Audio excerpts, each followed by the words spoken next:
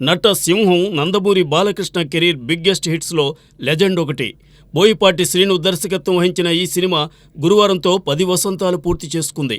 ఈ సందర్భంగా legend team ఓ ప్రత్యేక వేడుక జరుపుకుంది. ఈ కార్యక్రమంలో బాలకృష్ణ, బోయపాటి, చిత్ర కథానాయిక సోనాల్ చౌహాన్, నిర్మాతలు గోపి ఆచంట, రామ్ ఆచంట, ఛాయాగ్రాహకుడు శ్రీ రామ్ ప్రసాద్ తదితరులు పాల్గొన్నారు.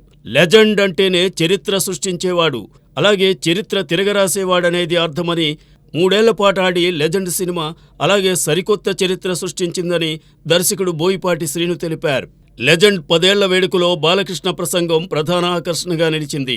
సినిమా అంటే వినోదమే కాదు, ఒక బాధ్యత కూడా అని, తన ప్రతి సినిమాలో ఆ బాధ్యత తీసుకుంటానని బాలయ్య అన్నారు. లెజెండ్ విషయానికి వస్తే మహిళలకు సంబంధించి ఓ అద్భుతమైన సందేశం ఉందని చెప్పారు బాలకృష్ణ.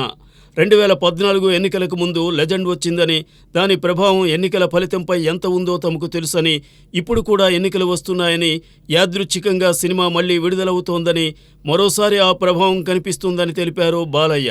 అలాగే ఈసారి జయం మనదేనని బాలకృష్ణ ఆశాభావం వ్యక్తం చేశారు. మరి శనివారం రిలీజ్ అవుతున్న లెజెండ్ మరోసారి ఎన్నికలపై ప్రభావం చూపిస్తుందేమో చూడాలి.